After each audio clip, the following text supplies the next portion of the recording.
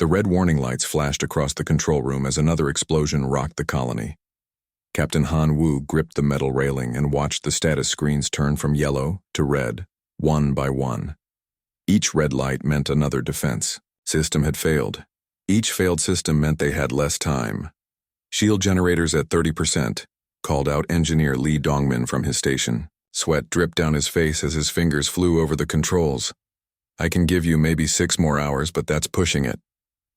Han Wu nodded. 6 hours. After 3 weeks of fighting, 6 hours felt like nothing. He looked around the control room at the faces of his people. These were miners, scientists, and engineers. They had come to this distant world to dig for rare metals, not to fight an alien war. But here they were, holding rifles and manning gun turrets like soldiers. Dr. Park So-jin stood at the communications console. Her usually neat hair hung loose around her shoulders, and her white lab coat was torn and dirty. She had been trying to reach other human colonies for days, but the alien ships blocked all signals. The hegemony fleet surrounded them like wolves, around a campfire. Any word from the other settlements? Han Wu asked. So-jin shook her head. Nothing. Either their equipment is down or... She didn't finish the sentence. They all knew what the silence meant. Kepler 442b was the last human settlement in this sector still fighting. Pilot. Kim Yuri burst through the door. Her flight suit was burned, and her left arm hung in a makeshift sling. The mining station at Sector 7 is gone, she reported. I saw it happen. Those big ships just opened fire and turned it to glass. The room fell quiet. Sector 7 had held 200 people. Families, children. Now it was nothing but melted rock and metal. How many ships do they have now? Han Wu asked. I counted at least 50 in orbit, Yuri said. And more coming through their jump points every hour. Big ones, the kind that can crack a planet. Han Wu closed his eyes. 50 ships against their small colony. It had never been a fair fight, but now it was just a matter of time. He thought about the 800 people still alive in the underground shelters. Families who had trusted him to keep them safe. Children who had never seen Earth but called this rocky world home. Captain, So-jin said quietly, I think we need to consider sending a message. To who? The nearest human world is 6 months away, even with the fastest ship. To Earth. The word hung in the air like a prayer. Earth. The home world that most of these colonists had never seen. For many of them, Earth was just a story their parents told. A blue world with oceans and forests that seemed like a fairy tale. Earth doesn't even know we exist, Dongmin said bitterly. We're just a line in some computer file. Mining colony, number 47. Why would they care about us? Because we're human, So-jin said simply. Another explosion shook the building. Through the windows they could see the alien ships descending through the atmosphere. Sleek black vessels that moved like sharks through water. The hegemony had been conquering human settlements for 2 years now. They took what they wanted and destroyed the rest. Even if we send a message, it will take 8 months to reach Earth, Han Wu said. And by then, we'll be dead. Yuri finished. But maybe someone should know what happened here. Maybe someone should know that we fought. Han Wu looked at each of them. These people had stayed at their posts even when they knew death was coming.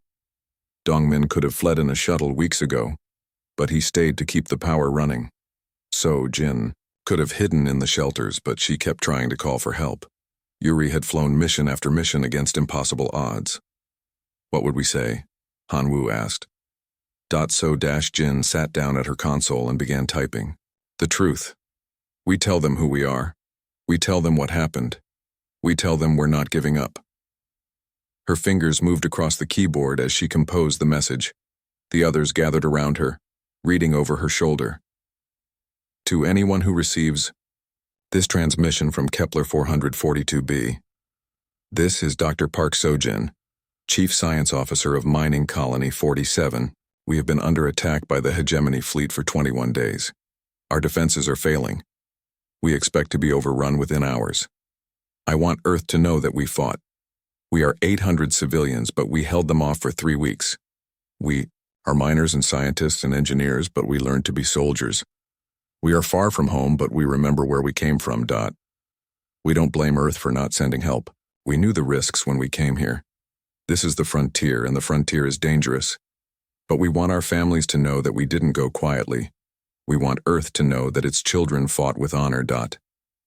The hegemony thinks humans are weak because we live so far apart. They think we won't fight for each other because space is so big and ships are so slow.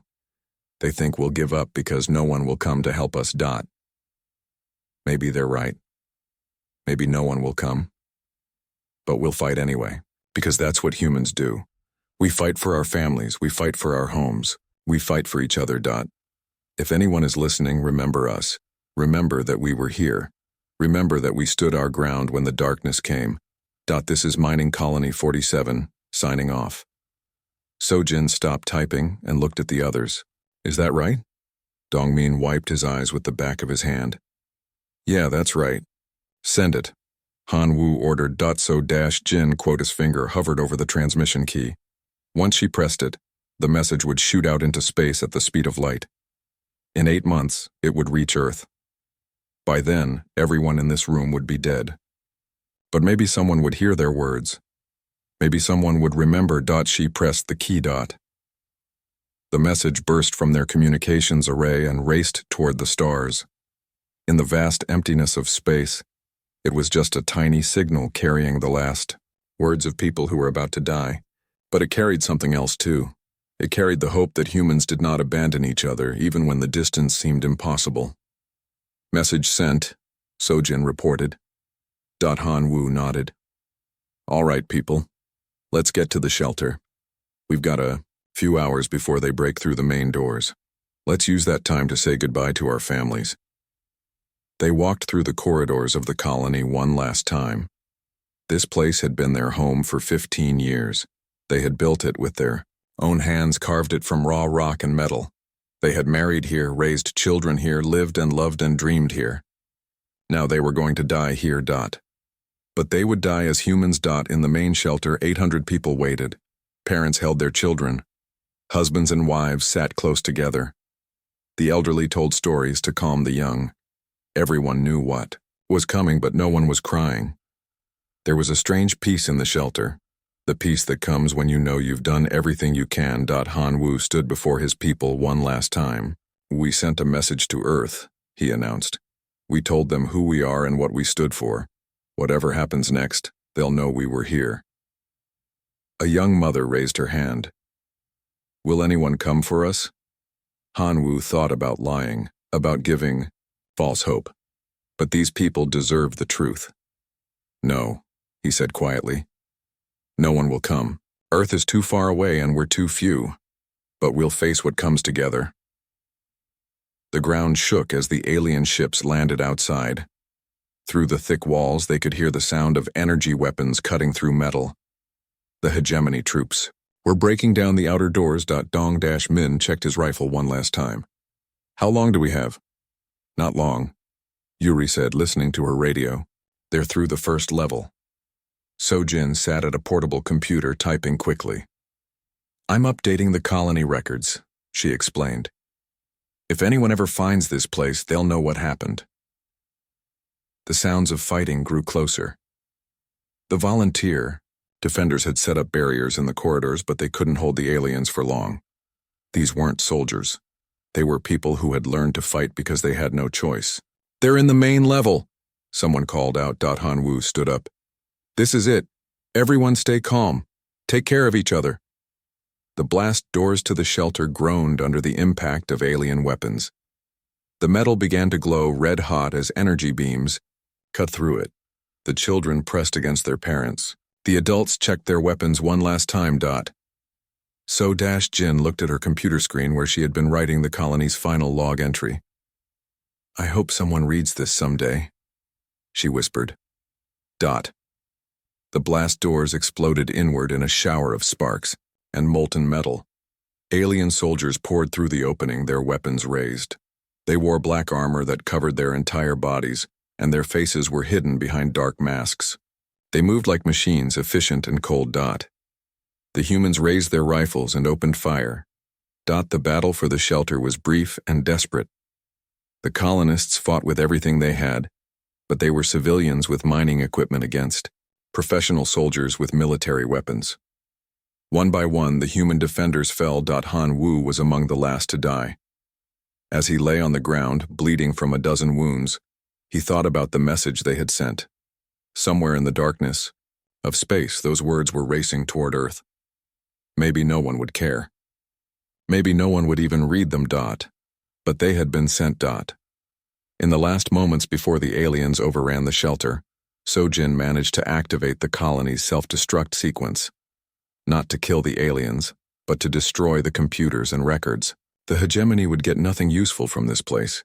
Nothing but rock and empty buildings. As the message arrived on a Tuesday. Director Yoon Haiwan was drinking her morning coffee in the communications center when the computer chimed. Another transmission from the outer colonies, she thought. Probably a supply request or a routine status report. The frontier settlement sent dozens of messages every day, most of them boring paperwork that kept the bureaucrats busy. She almost deleted it without listening. The file was marked as coming from Kepler 442b, a mining colony. She barely remembered. 8 months travel time according to the header. That meant the message had been sent before the colony's last scheduled check-in. Strange. Hi-1 opened the file and heard Dr. Park So-jin's voice for the first time. To anyone who receives this transmission from Kepler 442b, this is Dr. Park So-jin, Chief Science Officer of Mining Colony 47. We have been under attack by the hegemony fleet for 21 days. Our defenses are failing. We expect to be overrun within hours. Haewon's coffee cup slipped from her hands and shattered on the floor. She listened to the entire message 3 times before she fully understood what she was hearing. These people were dead. They had been dead for 8 months. While she was sitting in her comfortable office on Earth, processing routine reports and planning her vacation, 800 humans had fought and died alone in the darkness. We don't blame Earth for not sending help. We knew the risks when we came here. The words hit her like a physical blow.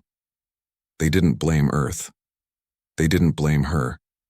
They had died without anger or bitterness, accepting their fate with a dignity that made her ashamed of her own safe, comfortable life. Hey-1 played the message again, then copied it to a secure drive and ran through the corridors of the intelligence building. She burst into Admiral Jo Minho's office without knocking.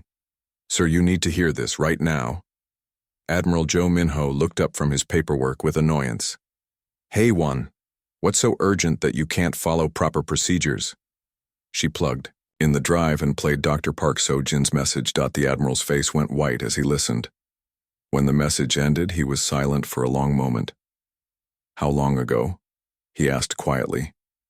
8 months. "They're all dead, sir. All of them."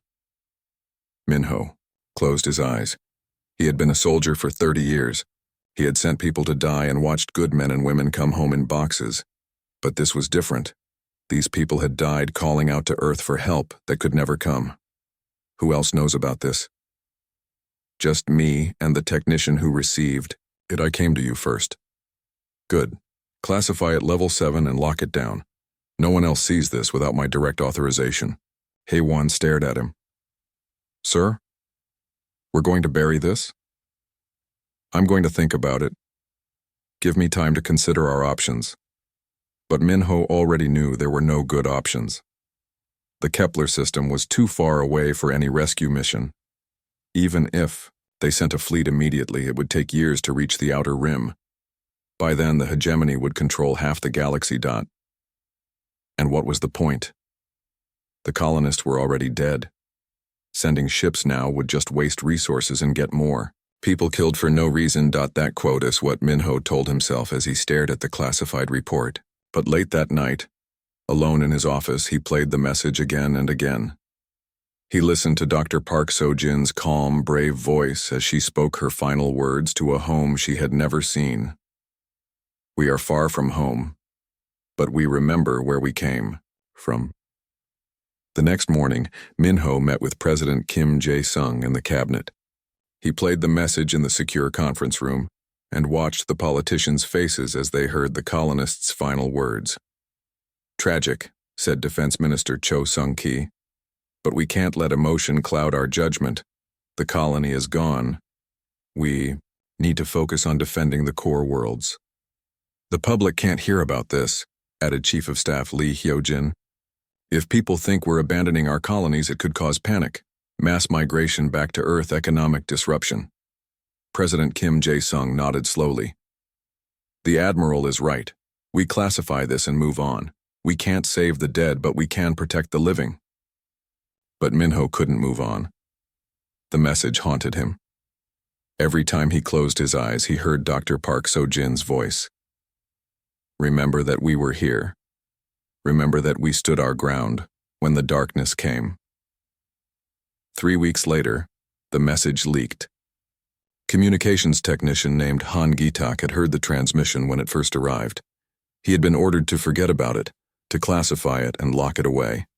But he couldn't forget Dr. Park So-jin's words. He couldn't forget that 800 people had died believing Earth would remember them. So he copied the file and sent it to every news network on Earth. The reaction was immediate and overwhelming. Within hours, Dr. Park So-jin's final message was playing on every screen and radio on Earth. People stopped working to listen. Students gathered in schools to hear the words of colonists they had never met. The elderly wept for children who had died, calling out to a home that didn't answer. The public's anger was unlike anything President Kim Jae-sung had ever seen. Protesters filled the streets of every major city. They carried signs with Dr. Park So-jin's picture and quotes from her message. "Remember us," they chanted. "Remember that we stood our ground." Emergency sessions of Parliament demanded answers. How could Earth abandon its own children? How could the government hide the deaths of 800 citizens? What kind of people were they if they didn't even care when their own families died? The president called an emergency meeting with Admiral Min-ho and the military leadership. "The people want action," Kim Jae-sung said. "They want us to send a rescue mission." "There's nothing to rescue," Admiral Min-ho replied. "The colony is gone. The colonists are dead. We'd be sending our people to die for no reason." "Then what do you suggest? The entire planet is demanding action." "We send a reconnaissance mission. A small force to investigate and report back. It will satisfy the public without risking too many lives." But Captain Shin Bo-ram had a different idea. She had been listening to the debates from her position as commander of the experimental ship program.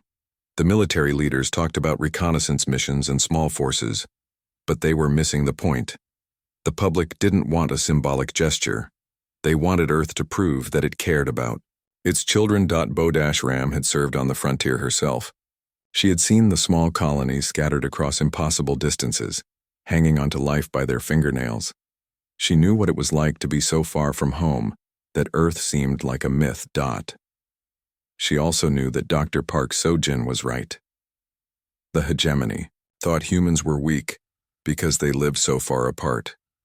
The aliens believed humans would abandon each other when things got difficult. Maybe it was time to prove them wrong. That evening, Bo-ram requested a private meeting with Admiral Min-ho. "Sir, I want to lead a mission to Kepler 442b. Min-ho shook his head. "Captain, the colony is gone. There's nothing to accomplish except getting good people killed." "With respect, sir, you're wrong. There's everything to accomplish." "Explain." Bo-ram leaned forward. "The hegemony has been picking off our outer colonies because they think we won't fight for them. They think distance makes us weak. Every colony they destroy makes the next one easier to take because our people lose hope." "That's probably true. What's your point?" "My point is that we send a fleet to Kepler 442b, not a reconnaissance mission. A real fleet. We take back that system and make the hegemony pay for what they did." "Captain, that's a suicide mission. Kepler is 8 months away minimum. By the time we get there, the hegemony will have turned it into a fortress. Then we bring enough ships to crack a fortress." Admiral Min-ho stared at her. "You're talking about the largest military operation in human history. The cost would be enormous. The risk would be incredible. And even if we win, what do we gain? An empty colony on a dead world? We gain something more important than territory, sir. We gain the knowledge that Earth doesn't abandon its children. Every human in the galaxy will know that if they call for help, we'll come, even if it takes years, even if it seems impossible. And if we lose, then we lose fighting for our own people instead of hiding behind our defenses and hoping the aliens go away. Minho was quiet for a long time. Finally, he spoke. The experimental ships, how many do we have ready for combat? 12, sir. Plus, we could retrofit civilian ships for the long journey. The new fusion drives could cut the travel time to 6 months, maybe 5 if we push them hard. How many ships would you need? Bo-Ram had been thinking about this for weeks. Everything, sir. Every ship we can spare. If we're going to do this, we do it right. The next day, Admiral Minho presented the plan to President Kim Jae-sung and the cabinet. The politicians were horrified by the scope of what he was proposing. You want to send our entire fleet to the other side of the galaxy? Defense Minister Cho said. What if the hegemony attacks Earth while our ships are gone? Then we defend Earth with what we have left, Minho replied. But if we don't do this, if we abandon our colonies, then there won't be anything left worth defending. The debate raged for 3 days. Politicians argued about costs and risks and political consequences, but outside the government buildings, the protests continued. People carried pictures of Dr. Park Seo-jin and demanded action. Finally, President Kim Jae-sung made his decision. We go, he announced. God help us. We go. Captain Shin Bo-Ram was given command of Operation Distant Thunder, the largest fleet. The fleet launched on a Thursday morning when Earth's sun painted the sky orange and gold. 62 ships rose from orbital stations around Earth, more vessels than humanity had ever sent on a single mission. They looked beautiful against the stars, their hulls gleaming silver and their engines burning blue-white fire. Captain Shin Bo-Ram stood on the bridge of her flagship, the EDF Determination, and watched Earth shrink behind them. 20,000 people had volunteered for this mission. 20,000 humans who were willing to cross impossible distances to honor the memory of 800 dead colonists. All ships report ready for jump, announced Navigator Lee Hyun-woo from his station. Fusion drives are showing green across the board. Bo-Ram nodded. The new fusion drives were the key to everything. The old ships would have taken 2 years to reach Kepler 442b. With the experimental drives, they could make the journey in 5 months. Maybe 4 if they pushed the engines to their limits. Take us out, Navigator. Set course for Kepler 442b. Aye, Captain. Beginning jump sequence. The stars stretched into lines of light as the fleet jumped to faster-than-light speed. Behind them, Earth disappeared into the darkness. Ahead lay 5 months of dangerous travel through unexplored space, followed by a battle against impossible odds. Chief Engineer Baek Jun-seo monitored the drive systems from his station in the engine room. The fusion drives were beautiful pieces of technology, but they had never been tested on such a long journey. They pushed matter and energy to the very limits of physics, creating tiny artificial stars that pulled the ships through folded space. Drive temperature is holding steady, he reported to the bridge, but we're already running these engines harder than they were designed for. I can't promise they'll last the full journey. How long can you give me? Bo-Ram asked. Maybe 4 months. Maybe 6. The drives are temperamental. Push them too hard and they could fail completely. But run them too conservatively, and we'll arrive too late to do any good. Bo-Ram understood. Everything about this mission was a gamble. The drives might fail. The ships might break down. The hegemony might be waiting for them. But they were going anyway because sometimes humans had to take impossible risks for the right reasons. The first week of the journey went smoothly. The fleet maintained formation. As they traveled through empty space, their experimental drives working better than anyone had dared hope.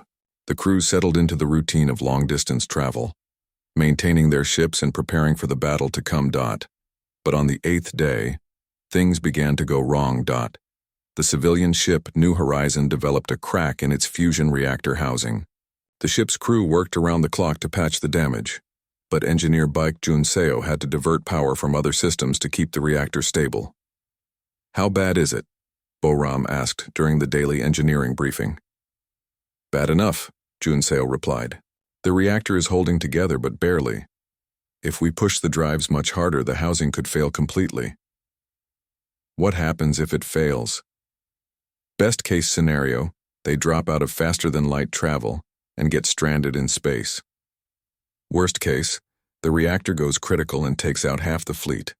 Bo-ram made the difficult decision to slow the entire fleet down to accommodate the damaged ship. It would add 3 weeks to their journey, but she couldn't abandon 2,500 people to die in space. The crew of the New Horizon worked day and night to repair their reactor.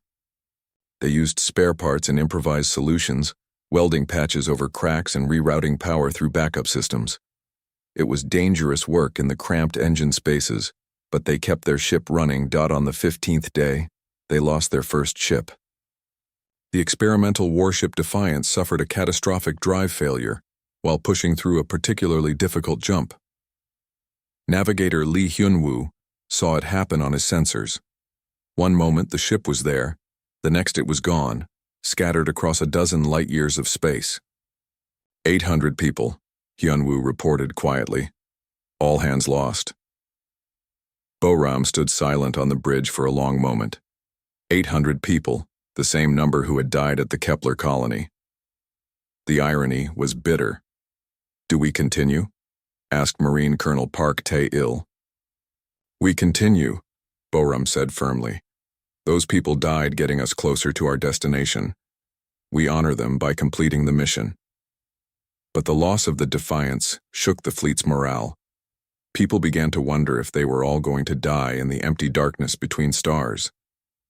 The ships were spread across light-years of space, each crew alone with their thoughts and fears. Bo-ram made a decision that would define the rest of the journey.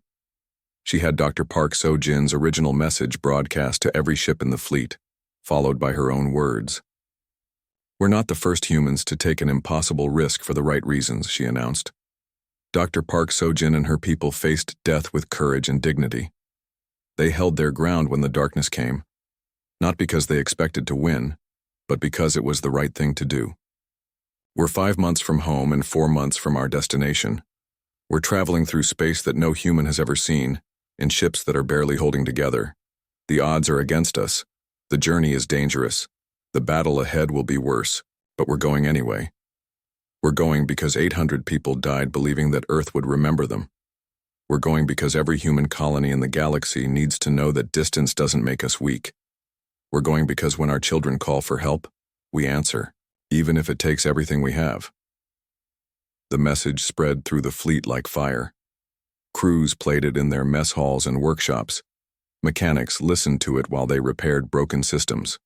Soldiers heard it while they cleaned their weapons and prepared for battle. By the end of the second month, the fleet had lost 4 more ships to drive failures and technical problems. But the remaining 57 vessels pressed on, their crews united by a common purpose. Engineer Baek Jun-seo had become the most important person in the fleet. He moved from ship to ship, helping repair damaged drives and keeping the experimental technology running. He slept 4 hours a night and worked 20 hours a day, but he kept the ships moving. "The drives are burning out faster than I expected," he reported during a conference call with the fleet commanders. "We're asking them to do things they weren't designed for.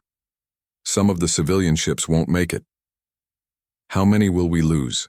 Bo-ram asked. "Maybe 10 more ships. Maybe 15. The military vessels are holding up better, but even they're showing stress fractures." "Can we lighten the load? Dump non-essential cargo?" "We already did that. The problem isn't weight, it's distance. These drives were meant for short jumps between nearby systems. We're asking them to push through 5 months of continuous operation." Despite the losses, the fleet pressed on. The crews adapted to life in the experimental ships, learning to work around the limitations of their untested technology. They shared spare parts between vessels and developed new repair techniques. Navigator Lee Hyun-woo became expert at plotting courses through the treacherous regions of folded space. He found safe paths between gravitational anomalies and guided the fleet around dangerous stellar phenomena. "We're making better time than expected," he reported during the third month.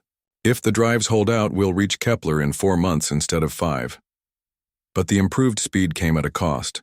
The fusion reactors were running so hot that the engineering crews had to work in radiation suits. The drive coils were developing microfractures that required constant monitoring. Several ships were barely holding together. On the 100th day of the journey, they encountered their first sign of the enemy. Long-range sensors detected alien ships following them through faster-than-light space. The hegemony had discovered their mission and was moving to intercept them. "How many ship?" Boram asked. "At least 30, reported intelligence officer Kim Da-hai. "Military vessels moving fast. They'll reach Kepler before we do." "How much before?" 2 weeks, maybe 3. Boram gathered her senior officers for an emergency meeting. The situation was worse than they had feared.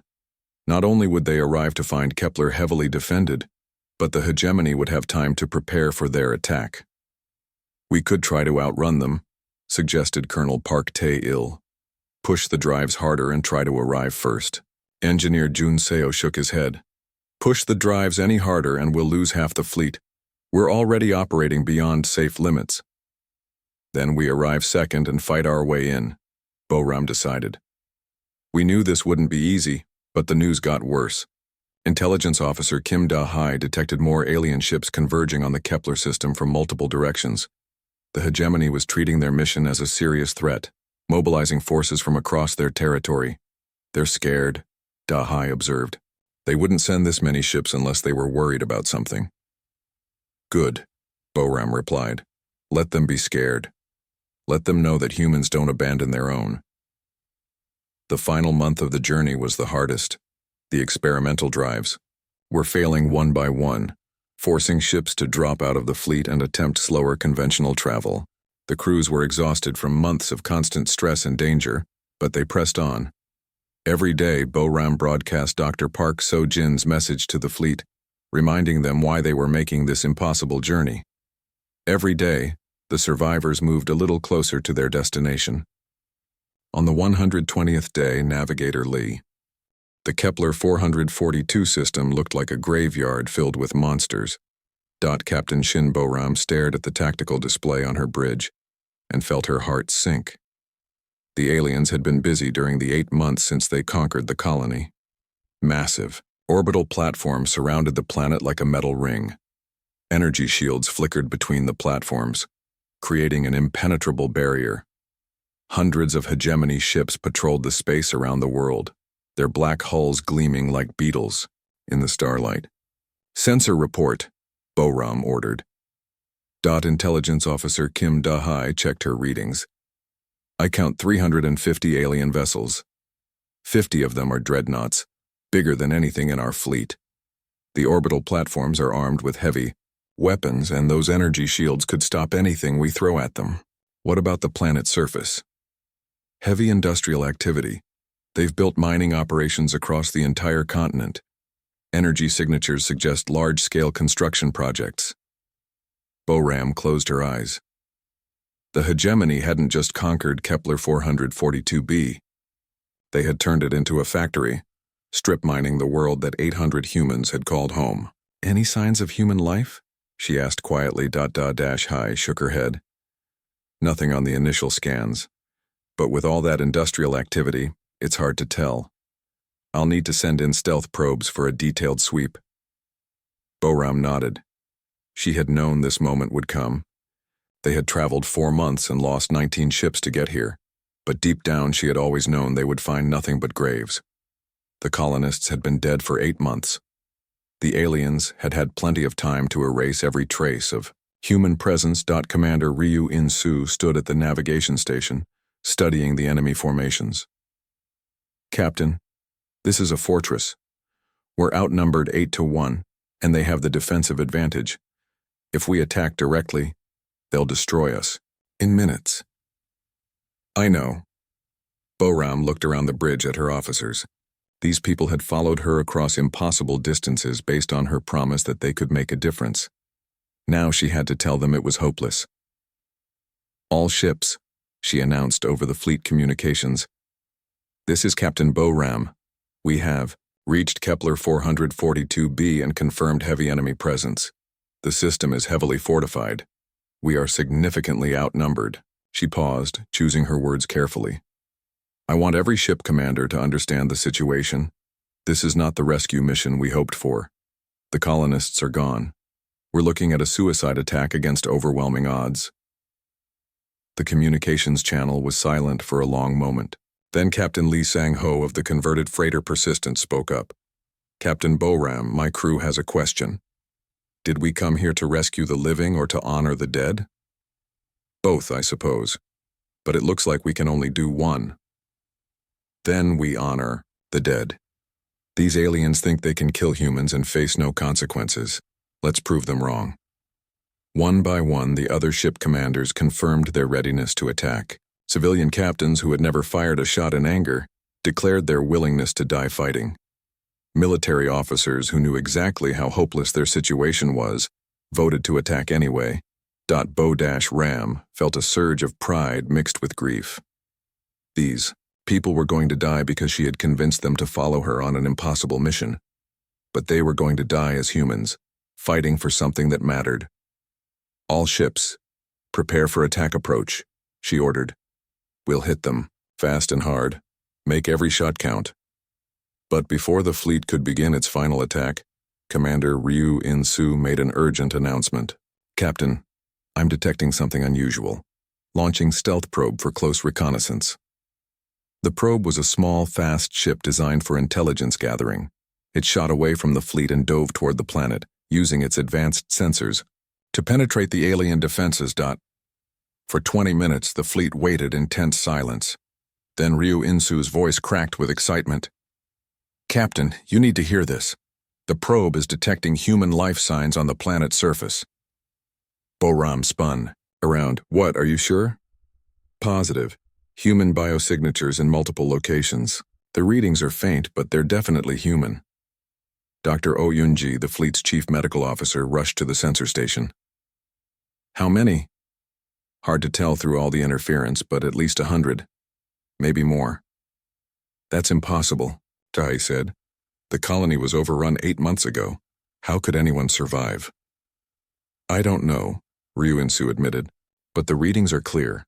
There are humans alive down there. Boram stared at the tactical display, her mind racing. Living humans on Kepler 442b.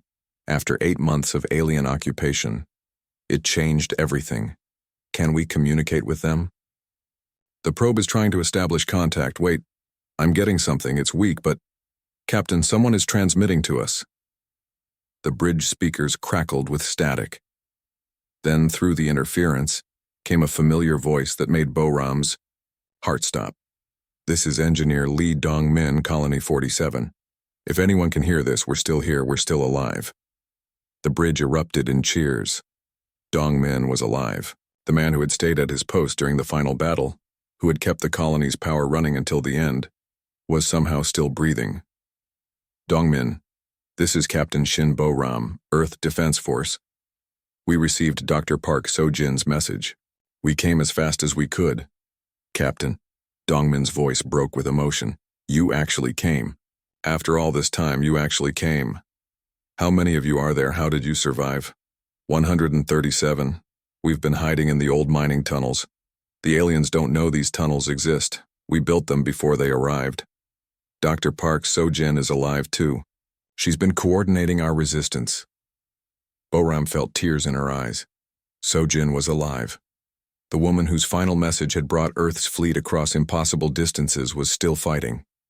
We need extraction coordinates, Boram said. Can you get to a safe landing zone? Negative. The aliens have motion sensors covering the surface. If we move in the open, they'll detect us. But Captain, we have a better idea. Explain. We've been studying their defenses for 8 months. We know how to bring down those orbital platforms. But we need your attack to begin at exactly the right moment. Dr. Oh Yoon-ji established a medical communication link with the surface. This is Dr. Oh Yoon-ji, Fleet Medical Officer. What's your condition down there? We're surviving, came the reply from Dr. Park So-jin herself. Barely. We've been living on emergency rations and recycled water. 15 people died from injuries sustained during the initial attack. The rest are holding together through sheer stubbornness. How did you escape the final assault? We didn't escape it. We lived through it. When the aliens broke into the shelter, Dongmin triggered a partial collapse that sealed some of us in the lower tunnels. We've been hiding underground ever since. Boram listened to the conversation and felt a mixture of admiration and horror. These people had survived 8 months of occupation by hiding in tunnels like animals. They had endured hunger, injury, and constant fear, but they had never given up hope that someone would come for them. Dr. Park So-jin, Boram said, "We're going to get you out of there, all of you." "Captain, with respect, you don't understand the situation. The aliens have turned our world into a fortress. They have 300 ships and those orbital platforms. You can't fight through that kind of firepower. We're going to try. Then listen to me carefully. We've had 8 months to study their defenses. The orbital platforms are connected by energy conduits that run through the old mining stations. If you can create a distraction, we can sabotage those conduits and bring down the shields." Engineer Lee Dongmin's voice joined the conversation. "Captain, we've been planning this for months. We know exactly where to hit them, but the timing has to be perfect. You need to begin your attack at exactly 14:30 local time." "Why then?" "That's when they rotate their patrol shifts. For 15 minutes, their coverage will be at minimum. It's the only chance we have." Boram looked at the chronometer. They had 6 hours to prepare. 6 hours to plan an attack against impossible odds coordinated with survivors who had been living underground for 8 months. "All right," she decided. "We do this together. Fleet Command, this is Captain Boram. New mission parameters. We're not just attacking a fortress. We're rescuing our people." The next 6 hours were a blur of preparation. The fleet commanders worked with the surface survivors to coordinate their attack. Dr. Park So-jin provided detailed intelligence about alien patrol patterns and defensive systems. Engineer Dongmin gave them the exact locations of the energy conduits that powered the orbital shields. Marine Colonel Park Tae-il prepared his assault teams for a ground operation. "We'll land during the confusion of the main attack," he explained to his officers. "Get to the tunnel entrances and provide cover for the evacuation." "How many people can we evacuate?" asked Dr. Oh Yoonji. "All of them," Park Tae-il said firmly. "We didn't come this far to leave anyone behind." As the attack time approached, Boram received one final transmission from the surface. "Captain, this is Dr. Park So-jin. I want you to know something. When I sent that message 8 months ago, I never expected anyone to receive it. I certainly never expected anyone to come. Doctor, we're Earth Defense Force. We don't abandon our people, I know that now. But Captain, even if this attack fails, even if we all die today, you've already given us something precious. You've given us the knowledge that..." The battle began with Light Dot 40-3. Human ships opened fire simultaneously, their weapons lighting up the darkness around Kepler 442b like a newborn star. Energy beams and missile trails streaked across space toward the alien orbital platforms, while the hegemony fleet scrambled to respond to the unexpected attack. Captain Shin Boram watched the tactical display as her fleet charged into the teeth of the enemy defenses. "All ships concentrate fire on the eastern platform cluster. Give our people on the ground their opening." The experimental human weapons proved more effective than anyone had dared hope. The energy cannons that had been rushed into production cut through alien armor like heated knives through ice. The new fusion missiles exploded with devastating force, cracking the hulls of hegemony dreadnoughts. But the aliens had overwhelming numbers. For every alien ship the humans destroyed, 2 more moved to take its place. Energy beams from the orbital platforms lashed out at the attacking fleet, turning 3 human vessels into expanding clouds of superheated gas. On the surface of Kepler 442b, Engineer Lee Dong-min crawled through the access tunnels toward the main power junction. Behind him, 30 volunteers carried improvised explosives and sabotage equipment. They had been preparing for this moment for 8 months. "Orbital platform Alpha 7 is directly above us," he whispered into his communicator. "Beginning sabotage run." Dr. Park So-jin coordinated the resistance from the main tunnel complex. She had spent the last months mapping every alien installation, every patrol route, every weakness in their defenses. Now it was time to use that knowledge. Team 3, hit the power relays at Station 7. Team 5, take out the communication array. Everyone else, stay hidden until the platforms go dark. Above them, the space battle raged with increasing fury. The human fleet fought with desperate courage, but they were taking devastating losses. The converted freighter New Soul exploded under concentrated alien fire. The warship Defiant lost its main engines and began spinning helplessly through space. Captain Boram knew her fleet couldn't hold out much longer. Dongmin, we need those platforms down now. We're getting torn apart up here. 30 seconds, Captain. We're almost in position. In the alien power station, Dongmin and his team moved like ghosts through corridors they had helped design 15 years ago. The hegemony had built their installations on top of the old human mining complex, never realizing that the original builders were still alive and hiding in the tunnels below. Charges set, reported technician Choi Min-guk. Ready? To blow the main conduit. On my mark, Dongmin replied. He watched his chronometer count down the seconds. Everything depended on timing. If they struck too early, the aliens would have time to adapt. Too late, and the human fleet would be destroyed. Mark. The explosions began deep underground and rippled outward across the planet's surface. Power conduits that had fed energy to the orbital platforms erupted in chains of fire. The carefully planned sabotage hit 6 major installations simultaneously. In space, the results were immediate and spectacular. The energy shields protecting the orbital platforms flickered and died. The massive weapons that had been tearing apart the human fleet went silent. "Shields down," announced Intelligence Officer Kim Da-hai from the flagship bridge. "All orbital platforms showing power failures. All ships concentrate fire on the platforms," Boram ordered. "Destroy them before they can restore power." The human fleet turned its full fury on the now defenseless orbital installations. Fusion missiles and energy beams smashed into the alien structures, turning months of construction into expanding debris clouds. One by one, the platforms that had made Kepler 442b a fortress began to break apart. But the hegemony fleet was far from defeated. 300 alien ships swarmed toward the human vessels, their weapons blazing. The battle became a chaotic melee. As ships fought at point-blank range. Marine Colonel Park Tae-il led his assault shuttles toward the planet's surface. "All teams, we have a brief window while the aliens are distracted. Get to those tunnel entrances and extract our people." The shuttles dove through the atmosphere under heavy fire from alien ground installations. 2 of them exploded before reaching the surface, but the rest made it through. Park Tae-il's Marines stormed out of their landing craft and began fighting their way toward the hidden tunnel entrances. Underground, Dr. Park So-jin organized the evacuation of the survivors.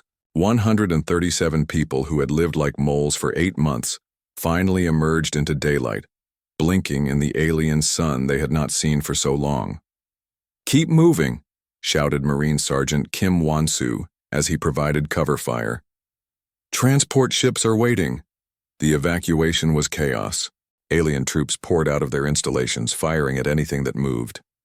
Human Marines fought desperate rearguard actions, while the colonists ran for the extraction zones. Several survivors were cut down just meters from safety. But most of them made it. Dr. Park So-jin was among the last to board an evacuation shuttle. As it lifted off, she took one final look at the world that had been her home for 15 years. The mining stations were burning. The careful work of decades was being destroyed. But her people were alive. In space, the battle reached its climax. The human fleet had destroyed most of the orbital platforms, but at a terrible cost. Only 28 ships remained operational, and several of those were severely damaged. Captain Boram's flagship, the Determination, had taken multiple hits. Smoke filled the bridge and emergency lights cast everything in red shadows. "Engineering report," she called out. Chief Engineer Baek Jun-seo's voice came through the static-filled communicator. "Main engines are gone. We're running on backup power. I can give you maneuvering thrusters and maybe half power to weapons. Will we make it home?" If we survive the next 10 minutes, maybe. The fusion drive is barely holding together.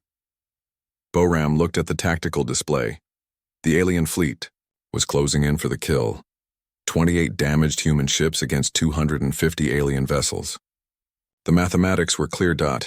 But then Commander Ru Insu made an announcement that changed everything. Captain, the alien fleet is withdrawing. They're pulling back to the outer system. What? Why? I think they're afraid of us.